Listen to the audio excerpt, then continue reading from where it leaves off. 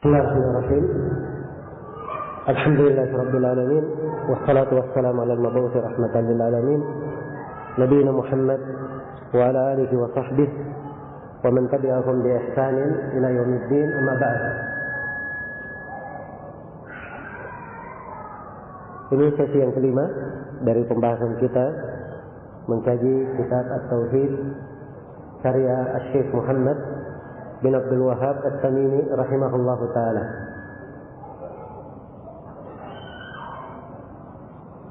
Kita telah memasuki bab yang ketiga dari kitab ini. Berkata penulis rahimahullahu ta'ala, babul khawfi minasyirk. Bab takut atau khawatir dari kesyirikan.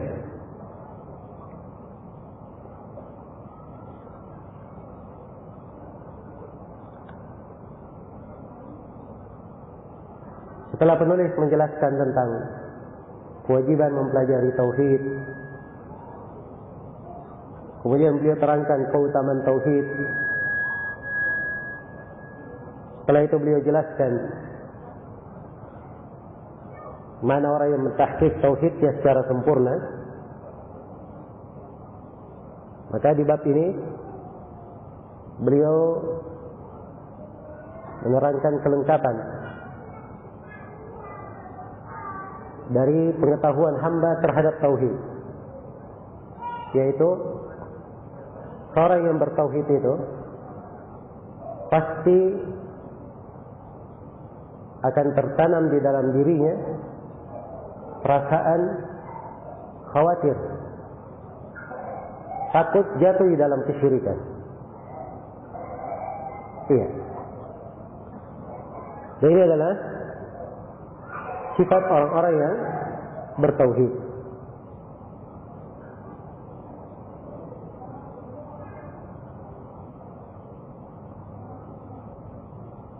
Baik.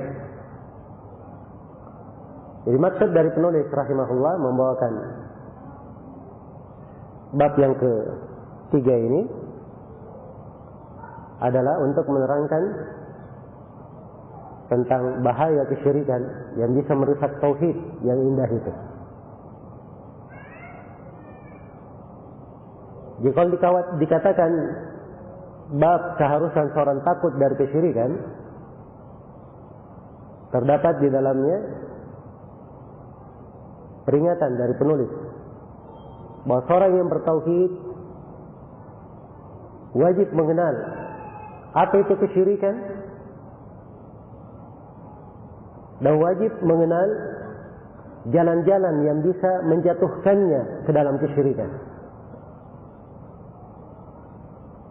agar supaya ia tidak terjatuh di dalamnya. Karena seorang mengenal jalan kejelekan bukan dia pakai untuk berbuat jelek, tapi untuk dia menghindarinya. Karena itu dimaklumi di dalam agama kita ini, Allah Subhanahu wa ta'ala menerangkan dua jalan sekaligus. Jalan petunjuk diterangkan untuk diikuti, dan diterangkan juga jalan kesesatan untuk dihindari. Allah berfirman dalam Al-Quran, وَكَذَلِكَ نُفَصِّلُ الْآيَاتِ وَلِتَسْتَبِينَ سَبِيلُ الْمُجْرِمِينَ. Demikian kami merinci ayat-ayat. Rincian ayat-ayat menerangkan jalan petunjuk kebenaran. وَلِتَسْتَبِينَ سَبِيلُ الْمُجْرِمِينَ, supaya tampak dengan sangat jelas jalannya orang-orang yang berdosa. Kelihatan jalan kebenaran dan tampak pula jalan orang-orang yang berdosa. Juga Allah Subhanahu wa ta'ala berfirman tentang nikmat yang diberikan kepada manusia, wa hadainahun najdain. Kami beri hidayah kepada manusia ini terhadap dua an-najd, dua jalan. Dua an-najd ini salah satu dari dua penafsiran ahli tafsir, artinya diberikan kepadanya jalan petunjuk dan diterangkan jalan kesesatan. Itu juga hadits Abdullah bin Amr bin As yang telah saya bacakan pada pertemuan yang telah lalu. Dalam riwayat Muslim, Rasulullah sallallahu alaihi wasallam menegaskan, "Innahu lam yakun nabiyyun qabli illa kana haqqan alaihi ay yadulla ummatahu ala khairi ma ya'lamuhu lahum wa yunzirahum an syarri ma ya'lamuhu lahum." Tidak ada seorang nabi pun sebelumku kecuali wajib atas nabi tersebut menjelaskan segala kebaikan yang diketahui bagi umatnya. Dan wajib atas nabi tersebut menjelaskan segala kejelekan yang bisa membahayakan umatnya. Jadi subhanallah, agama ini sangat lengkap sekali. Tidak hanya diterangkan jalan kebaikan. Kadang seorang mengenal jalan kebaikan karena dia tidak tahu jalan kesesatan, dia jatuh di dalam kesesatan tanpa dia sadari. Tapi tatkala dia mengenal jalan kebaikan, setelah itu dia juga mengenal jalan kesesatan, maka ini akan semakin mengokohkannya di atas jalan kebaikan. Iya. Bagaimana seorang mengenal kadar dari nikmat siang hari karena dia mengenal adanya malam hari. Dan dia juga mengetahui keutamaan malam hari dengan ia mengetahui adanya siang hari. Yang manis diketahui kadar dari manis itu dengan mengetahui lawannya yang pahit. Sesuatu itu dikenal dengan lawannya, semakin memperjelasnya. Iya. Dan Hudzaifah bin al-Yaman radhiyallahu taala anhu beliau berkata dalam hadis riwayat Bukhari dan Muslim, "Kana an-nasu yas'aluna Rasulullah sallallahu alaihi wasallam 'anil khair, wa kuntu as'aluhu 'anil syarri makhafata an yudrikani." Kata Hudzaifah, adalah manusia para sahabat, mereka bertanya kepada Rasulullah tentang kebaikan. Maksudnya pertanyaan para sahabat kebanyakannya, apa amalan yang memasukkan ke surga? Iya. Apa amalan yang kalau dilakukan dia akan berpahala begini? Itu kebaikan-kebaikan yang ditanyakan. Tapi Hudzaifah berkata, adapun saya bertanya kepada Nabi tentang kejelekan. Apa fitnah yang akan terjadi? Apa kejadian yang akan membahayakan seorang muslim kalau itu terjadi? Itu pertanyaan-pertanyaan Hudzaifah. Kenapa? Sebab saya khawatir jatuh di dalam kejelekan itu. Iya. Maka ini fikih. Karena itu penulis di sini dari keindahan penyusunan beliau terhadap buku ini, setelah beliau uraikan tentang kewajiban bertauhid dan keutamaan tauhid, beliau ingatkan, dan ini penyempurna di dalam mengingatkan keutamaan, bahwa orang yang telah bertauhid, mengenal tauhid, itu akan memberikan ke dalam dirinya suatu perasaan, ia selalu takut jatuh di dalam kesyirikan. Iya, karena dia takut jatuh di dalam kesyirikan ini, akhirnya hal tersebut membuahkan berbagai keindahan yang lain di dalam dirinya. Di antara buah dan manfaat orang yang takut jatuh di dalam kesyirikan, yang pertama, dia pasti selalu mempelajari syirik itu apa. Selalu mempelajari syirik itu apa, supaya dia tidak jatuh di dalamnya. Iya.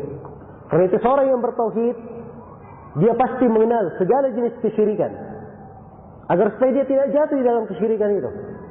Kalau ada orang yang melakukannya, dia bisa mengetahui itu adalah kesyirikan, berlepas diri dari orang yang melakukan kesyirikan tersebut.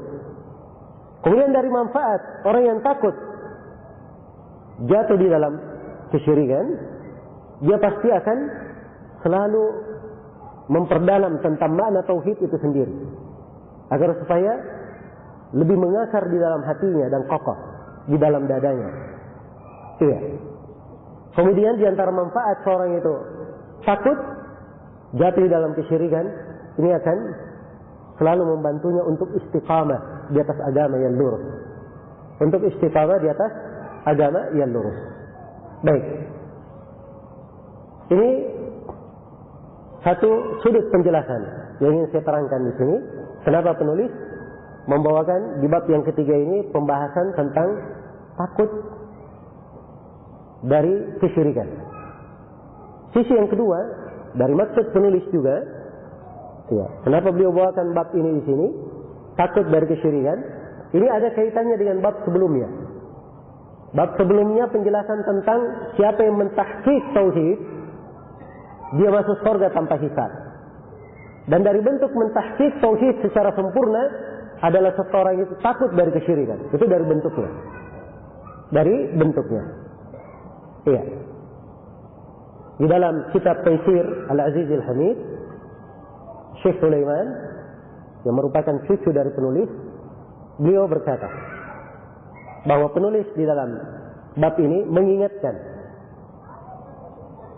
adalah hal yang selayaknya bagi seorang mukmin takut dari kesyirikan, mengingat bahaya kesyirikan itu, kemudian mengenal apa sebab-sebab yang bisa menjatuhkan di dalam kesyirikan.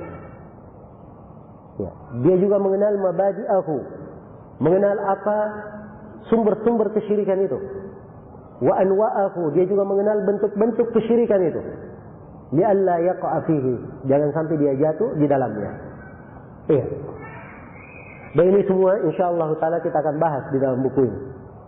Di dalam buku ini akan diterangkan apa sumber-sumber kesyirikan itu. Apa sebab-sebab yang menjatuhkan orang di dalam kesyirikan. Kemudian bentuk-bentuk kesyirikan itu apa? Ini akan kita bahas di dalam bab ini insyaallah taala. Baik. Kata beliau babu al-khawf min asy-syirk. Bab takut terhadap kesyirikan. Wa qaulillahi azza wa jalla, dan firman Allah azza wa jalla, innallaha la yaghfiru an yushraka bihi wa yaghfiru ma duna dzalika liman yasha. Sungguhnya Allah tidak akan mengampuni dosa kesyirikan, tetapi dia mengampuni dosa selain dari kesyirikan itu bagi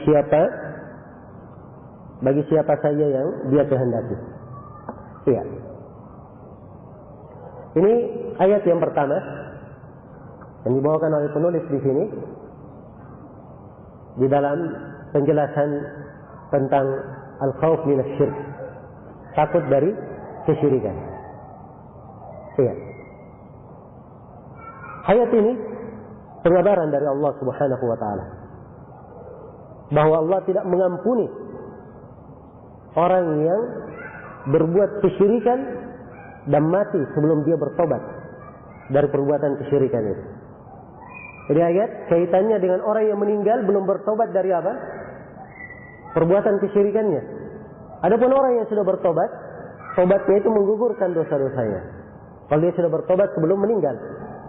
Karena Allah berfirman di ayat yang lain, "Qul ya ibadiyalladzina asrafu ala anfusihim la taqnatu min rahmatillah. Innallaha yaghfiru dzunuba jami'an. Innahu huwal ghafurur rahim." Katakan wahai Nabi Muhammad, sampaikan kepada mereka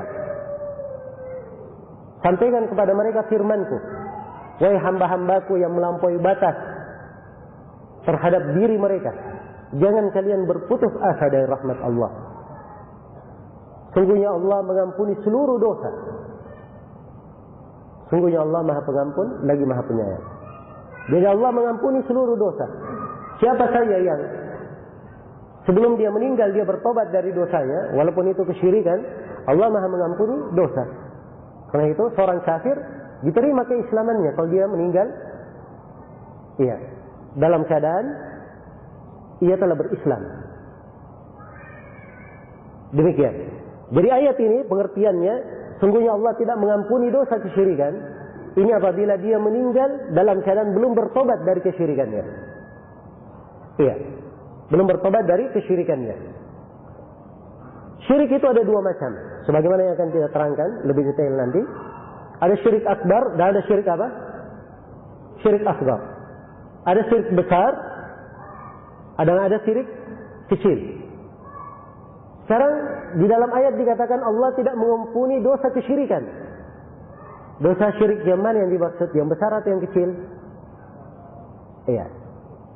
Ini ada dua pendapat di kalangan para ulama. Kebanyakan ulama mereka memahami bahwa ayat ini seluruh dari jenis kesyirikan tidak diampuni. Tidak diampuni. Hanya saja bedanya, kalau dosa syirik akbar, pelakunya itu dikeluarkan dari keislaman, kekal dalam neraka. Adapun dosa syirik asghar tidak diampuni, tetapi itu sama dengan apa? Dosa-dosa besar yang lainnya, tidak mengeluarkannya dari keislaman. Iya. Tapi dia tetap diperhitungkan, tidak diampuni. Dan sebagian ulama ada yang berpendapat bahwa ini ayat khusus berkaitan dengan syirik akbar saja. Adapun syirik asghar dia masuk di dalam masyiah, di bawah kehendak Allah Subhanahu wa taala. Tapi dari sisi zahir lafaz itu lebih menguatkan pendapat yang pertama. Baik. Sungguhnya Allah tidak mengampuni dosa kesyirikan. Dan mengampuni selain daripada itu bagi siapa yang Allah kehendaki. Jadi selain dosa kesyirikan, dosa besar, iya, itu diampuni oleh Allah. Bagi siapa yang Allah kehendaki. Sekali lagi ini pembahasan kita, bagi siapa yang apa? Meninggal sebelum bertobat dari dosanya. Iya. Dia berbuat dosa besar misalnya, meninggal belum bertobat dari dosa itu, maka dia di hari kemudian dibawa kehendak Allah. Kalau Allah berkehendak, dia disiksa sesuai dengan kadar dosanya. Iya. Dan akhirnya pasti dimasukkan ke surga. Itu adalah balasan untuk ahli tauhid. Dan kalau Allah berkehendak, diampuni dosanya, langsung dimasukkan kemana? Ke dalam surga. Baik. Jadi ini mana dari ayat. Inna Allah la yaghfiru an yushraka bih. Sungguhnya Allah tidak mengampuni dosa kesyirikan. Wa yaghfiru ma duna dzalika liman yasha. Dan mengampuni selain daripada itu bagi siapa yang dia kehendaki. Iya. Sisi pendalilan penulis membawakan ayat ini di sini. Tatkala diterangkan oleh Allah bahwa dosa kesyirikan tidak diampuni, ini akan memberikan kekhawatiran pada seorang muslim dan muslimah untuk takut dari dosa kesyirikan. Jangan sampai ia jatuh di dalamnya. Sebab dosa ini disebutkan tidak diampuni. Tidak diampuni oleh Allah Subhanahu wa taala. Iya. Karena itu dengan ia mendengarkan ayat, memahami maknanya bahwa kesyirikan tidak diampuni, ini memberikan rasa takut yang sangat besar di dalam dirinya. Jangan sampai ia mendekati perbuatan yang dinamakan sebagai kesyirikan. Iya. Jadi ini sisi pendalilan penulis dari ayat ini. Secara global, pada ayat ini terdapat sejumlah kandungan pelajaran.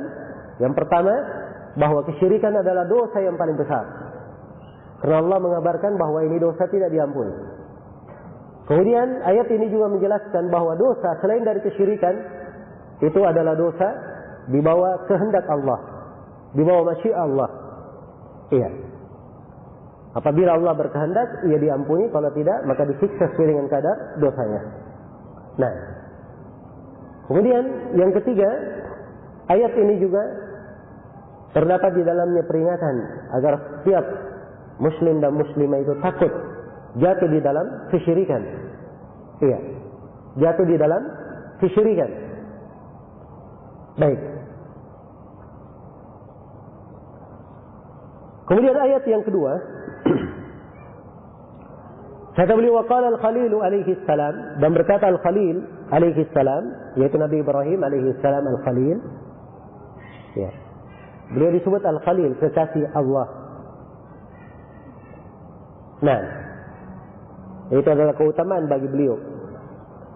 Nabi Ibrahim alaihi salam berdoa, wajnubni wa baniya an na'bud al-asnam.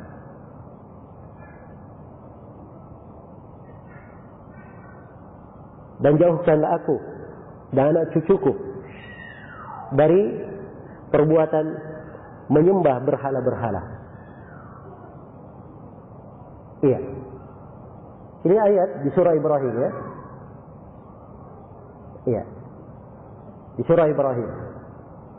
Kalau kita lihat pada kandungan ayat dari awalnya dan ayat setelahnya, ini akan lebih memperjelas makna ayat. Awal ayatnya, wa qala Ibrahim Rabbi ja'al hada al-balada amina wajnubni wa baniya na'bud al-asnam Rabbi innahunna adlalna katsiran minan nas. Iya. Dan ketika Nabi Ibrahim berkata, berdoa, wahai Rabbku, jadikanlah negeri ini sebagai negeri yang aman. Sebagai negeri yang aman. Ini doa Nabi Ibrahim memohon agar supaya Mekah dijadikan sebagai negeri yang aman. Itu disebutkan 2 kali dalam Al-Quran. Yang pertama di surah Al-Baqarah, yang kedua di surah Ibrahim ini. Hanya saja bedanya di surah Al-Baqarah, Al-Balad, kalau di surah Ibrahim pakai alif lam, Al-Balad. Kalau di surah Al-Baqarah tanpa alif lam, disebutkan baladan. Wa idh qala Ibrahim rabbi ja'al hadha baladan amina. Kalau di sini di surah Ibrahim, wa idh qala Ibrahim rabbi ja'al hadzal balada aminan. Apa bedanya? Ini dari kedetailan di dalam memahami Al-Quran. Iya. Kata Ibn Jama'ah rahimahullahu ta'ala,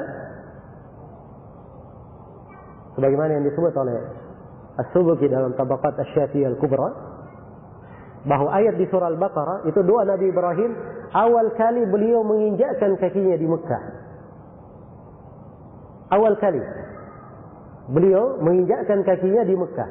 Karena dimaklumi Nabi Ibrahim 2 kali ya masuk ke Mekah. Pertama beliau datang membawa anak dan istrinya. Kemudian Allah perintah Nabi Ibrahim tinggalkan istrinya dan putranya Ismail di Mekah yang masih kosong itu, belum dibangun. Nabi Ibrahim pun keluar dari Mekah. Di kali yang pertama ini beliau berdoa, makanya belum pakai alif lam, karena kotanya belum ada. Iya. Baru suatu tanah saja Mekah itu, tanah yang luas, di sekitarnya gunung-gunung. Baik. Setelah itu, di kali yang kedua, Nabi Ibrahim masuk. Ya, dan dimaklumi sudah ada manusia yang bermukim di situ. Maka sudah menjadi negeri. Karena itu di doa yang kedua beliau menyebutnya pakai al-balad. Iya. Nah, ini di kali yang kedua. Dan ini memberikan kepada kita semua sebuah pelajaran yang sangat agung. Ya. Karena Nabi Ibrahim berdoa, wahai Rabbku, jadikanlah negeri ini sebagai negeri yang aman. Menunjukkan bahwa keamanan di sebuah negeri tidak akan terwujud kalau tidak terbentuk tauhid di tengah negeri tersebut. Iya. Bagaimanapun kemajuan teknologi yang dimiliki oleh penduduk negeri itu, bagaimanapun mereka menyiapkan segala sebab yang menciptakan keamanan. Ya. Dan sekarang kita maklumi, orang-orang yang menganggap dirinya negeri-negeri yang menganggap dirinya negeri maju, ya, berbagai fasilitas persenjataan, ya, berbagai alat-alat di dalam menciptakan keamanan, menjaga keamanan, luar biasa. Hal-hal yang tidak pernah terfikir oleh manusia sebelumnya ada di tengah mereka. Ya. Tapi lihat saya, Amerika misalnya, ya, tercatat sebagai negeri yang paling banyak tingkat kriminalnya. Di mana ada keamanan? Tercipta di negeri yang penuh dengan kesyirikan. Jelas ya? Kalau begitu keamanan itu sebenarnya dilihat pada 2 sudut. Jangan dilihat pada sudut dunianya saja. Ada sudut akhirat yang harusnya dilihat lebih awal. Dan ini syarat untuk terciptanya sebuah keamanan pada suatu negeri. Karena itu Nabi Ibrahim, beliau tidak berpikir yang lain, tidak memohon yang lain. Sebab ini adalah syarat keamanan di sebuah negeri. Iya. Beliau berdoa kepada Allah, wajnubni wa baniyan na'budal asnam. Jauhkanlah saya dan keturunanku, anak cucuku dari penyembahan kepada berhala. Itu yang beliau mohon di awal kali. Sebab ini adalah syarat keamanan di sebuah negeri. Karena itu perhatikan saja, kapan sebuah negeri itu lebih dekat kepada tauhid, akan lebih banyak keamanan di negeri tersebut. Dan kapan di sebuah negeri banyak kesyirikan, kekufuran, maka akan semakin jauh keamanan dari negeri tersebut. Ini kaidah tetap, terbukti dalam sejarah dari dulu hingga hari ini. Iya, dari dulu hingga hari ini. Dan kalau kita lihat kepada negeri-negeri yang lebih bagus tauhidnya di hari ini, lebih mengamalkan syariat Islam, terlihat keamanan lebih mendominasi tempat tersebut. Dan hingga hari ini kota Mekah adalah kota yang paling aman. Iya, adalah kota yang paling aman.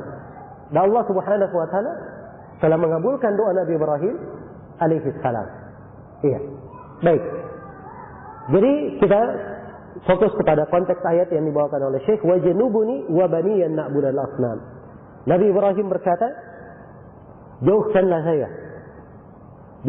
saya dan keturunanku, anak cucuku, ya, dari perbuatan menyembah berhala-berhala. Nah, ini Nabi Ibrahim, pimpinan orang-orang yang bertauhid, penghulu orang-orang yang bertauhid. Bersamaan dengan itu, beliau masih mengkhawatirkan dirinya, masih memohon kepada Allah dijauhkan dari apa? Dijauhkan dari kesyirikan, dari penyembahan kepada berhala. Ya. Dan sekali lagi Nabi Ibrahim adalah panutan di dalam tauhid.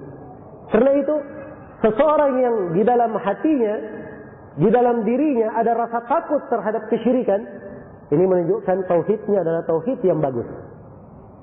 Tauhid yang bagus. Memiliki tauhid yang bagus. Karena itu keliru ya dari sebagian orang-orang yang belajar. Kadang dia sudah baca pembahasan tentang tauhid 1-2 buku. Dia berkata, oh saya sudah merasa cukup dengan buku itu. Iya. Nggak perlu saya pelajari lagi. Iya. Dan ini keliru ya. Justru seorang yang bertauhid, kapan ada pelajaran tauhid, dia dengarkan, dia gembira. Iya. Sebab mengulangi tauhid, selalu memakmurkan tauhid di dalam diri, itu tugas di dalam kehidupan. Tugas di dalam kehidupan kita. Dan itu adalah simbol dari tauhid. Iya. Disebutkan dari penulis Syekh Muhammad At-Tamimi rahimahullah. Beliau sangat banyak mengajarkan tauhid kepada murid-muridnya. Suatu saat murid-muridnya berkata, ya Syekh, kami ingin pelajaran lain. Ya, coba kasih pelajaran yang lain.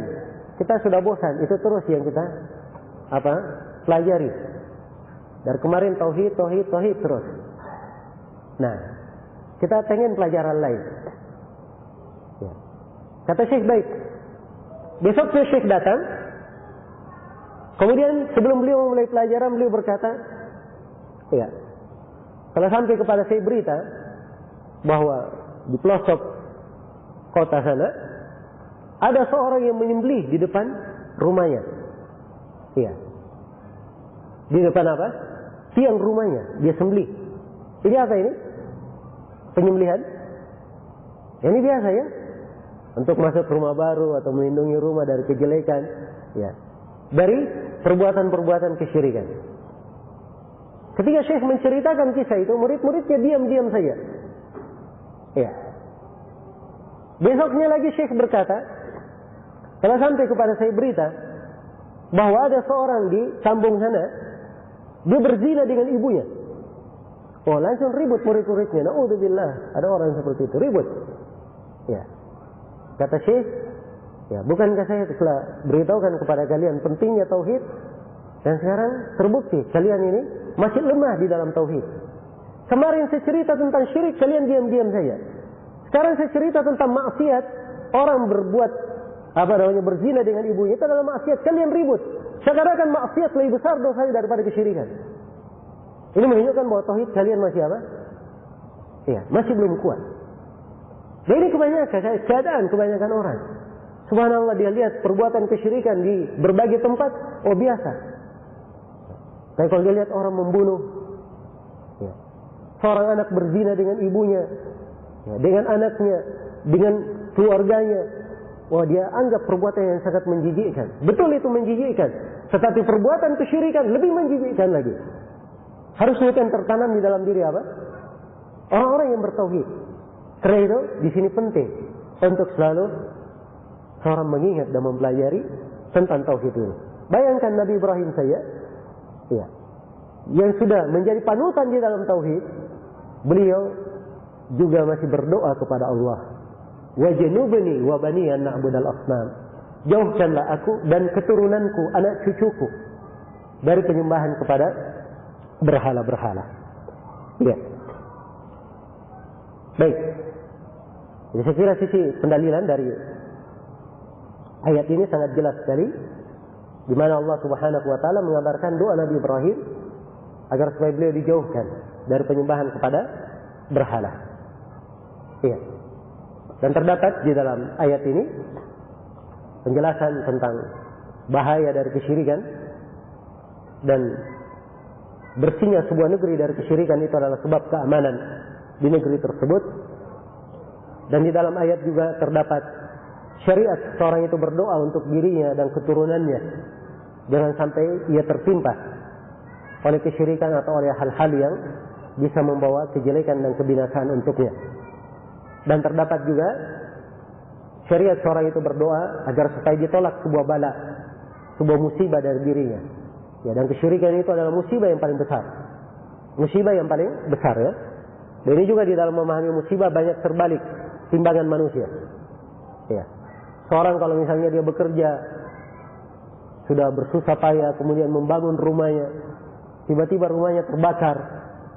Iya. Luar biasa dia merasa kena musibah. Tapi begitu giliran dapat musibah dalam agamanya, iya, dia jahil terhadap sebuah perkara, jatuh misalnya dalam bentuk bid'ah, dalam bentuk kesyirikan, jatuh dalam bentuk dosa, seakan-akan itu adalah perkara biasa. Padahal musibah di dalam agama itu lebih berat daripada musibah di dalam apa? Di dalam dunia. Karena itulah dari doa Nabi sallallahu alaihi wasallam, beliau berdoa, "Wala taj'al masaibana fi dinina, wala taj'al musibatana fi dinina." Ya Allah, janganlah Engkau menjadikan musibah yang menimpa kami dalam hal yang merupakan keagamaan kami. Iya. Kalau musibah dalam dunia ringan, tapi musibah dalam agama ini lebih dahsyat. Lebih dahsyat pada seorang hamba. Kemudian di dalam ayat ini juga terdapat bantahan terhadap orang-orang jahil yang mengatakan bahwa umat ini sudah aman sudah dari kesyirikan. Tidak mungkin lagi terjadi kesyirikan di tengah umat ini. Ya, ini karena tidak mungkin terjadi kesyirikan, Nabi Ibrahim alaihissalam tidak akan berdoa lagi kepada Allah untuk beliau dan untuk apa? Untuk keturunannya. Menunjukkan bahwa kesyirikan itu adalah bahaya yang mengancam. Iya. Orang yang bertauhid harus khawatir terhadap dirinya, punya rasa takut di dalam hal ini. Baik, ini kandungan dari dua ayat, ya. Sudah waktunya hampir selesai. Dan ada banyak pertanyaan, insyaallah taala. Untuk sementara saya cukupkan sampai sini kajian materi. Kita sambung insyaallah taala di pertemuan besok.